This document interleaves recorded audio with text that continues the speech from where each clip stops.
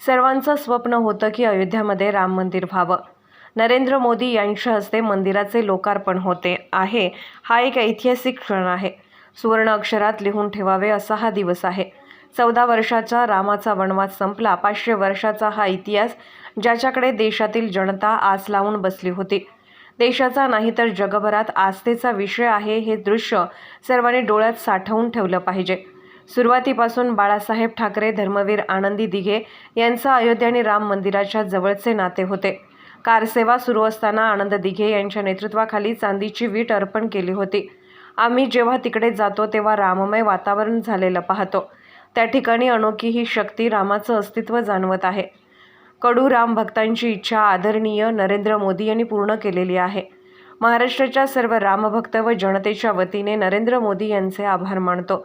आजचा सोहळा आपण पाहतोय त्याचा आनंद सर्वजण घेतो आहे. एकट्याने दर्शन न करता आमचे मंत्रिमंडळ, खासदार, आमदार, लोकप्रतिनिधी, महाराष्ट्रातील रामभक्त लाखो जण सामील झाले पाहिजे म्हणून आम्ही त्याची तयारी करतो आहे. लवकरच तारीख सांगून रामलल्लाचे दर्शन घेऊ. रामलल्ला वनवासाला निघाले तेव्हा नाशिकला गेले, त्यामुळे एक वेगळंच नातं आहे. महाराष्ट्रातून सागाचं लाकूड जात आहे मंदिराला, त्यामुळे आपण सर्व भाग्यवान आहोत. आपल्याला अभिमान आहे. महाराष्ट्राचं नातं व अयोध्याचं नातं घट्ट करण्यासाठी लवकरच आम्ही सर्व एकत्र दर्शनाला त्या ठिकाणी जाऊ. सद्बुद्धी सगळ्यांना मिळाली पाहिजे. चांगली सद्बुद्धी या सर्वांना मिळावी याचे राजकारण करतात, त्यांनाही सद्बुद्धी मिळावी. काही लोकांनी या सोहळ्यावर बहिष्कार टाकला आहे. बहिष्कार घालणाऱ्या लोकांना काही लोकांनी साथ दिलेली आहे. त्यांना सद्बुद्धी दिली पाहिजे. जनता जय श्रीराम जयघोष करत आहे. सगळ्यांनी आनंद सोहळ्यात सामील झाले पाहिजे. मात्र काही लोक रामाचे अस्तित्व आणि मंदिरावर यावर प्रश्नचिन्ह उपस्थित करतात. म्हणून मी म्हणालो सगळ्यांना सद्बुद्धी मिळाली पाहिजे. हा सोहळा कोण बघत नसले तरीसुद्धा बाळासाहेब ठाकरे आणि आनंद दिघे स्वर्गातून आज पाहत आहेत.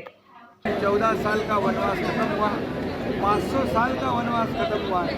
500 साल से इंतज़ार था अयोध्या में राम मंदिर बने।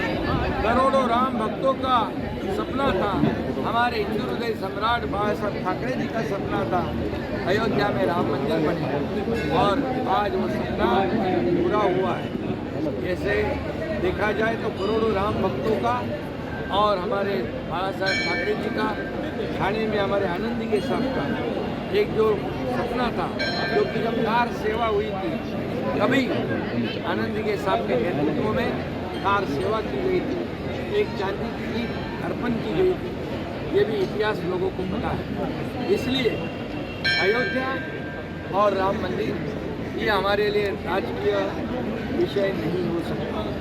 ये हमारे लिए अस्मिता का विषय है, श्रद्धा का विषय है, भक्ति का विषय है। और इसलिए आज आदरणीय प्रधानमंत्री जी को जितना भी धन्यवाद देवे उतना कम है, क्योंकि 500 साल का इंतजार, 500 साल का सपना उन्होंने पूरा करके दिखाया है। कई लोग कहते थे मंदिर वही बनाएंगे, तारीख नहीं बताएंगे। आदरणीय प्रधानमंत्री जी ने मंदिर भी बनवा दिया, तारीख भी बतला दी, और आज उसका लोकार्पण भी हुआ। आज ऐसा विलोभनीय दृश्य है, ये ऐतिहासिक दिन है, ये सोने के सुनहरे शब्दों में लिखा जाएगा। और इसलिए सभी लोगों ने इसमें शामिल होना चाहिए। महाराष्ट्र और अयोध्या का एक बहुत पुराना रिश्ता है।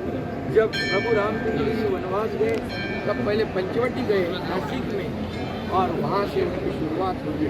और आज राम मंदिर के लिए जितना भी टीक फूल लग रहा है, सागवान लकड़ी वहाँ इस्तेमाल हो रही है, वो हमारे महाराष्ट्र से जा रही है। ये भी हमारे लिए बहुत भाग्य की बात है। और इसलिए महाराष्ट्र और अयोध्या एक बहुत बड़ा, एक अजीब सा करीबी रिश्ता है। जब हम अयोध्या जाते हैं तब वहाँ एक अलग कंपन महसूस होता है, एक अलग वाइब्रेशन महसूस होता है। राम जी का अस्तित्व वहाँ पता चलता है। और इसीलिए आज का दिन हमारे पूरे देशवासियों के लिए बड़े गर्व का, फक्र का और अभिमान का दिन है, और आनंद का दिन है। ये आनंदमय दिन है। इसलिए मैं सभी राम भक्तों को शुभकामनाएं देता हूँ, और फिर से आदरणीय प्रधानमंत्री नरेंद्र मोदी जी को धन्यवाद देता हूँ, उनका आभार व्यक्त करता हूँ।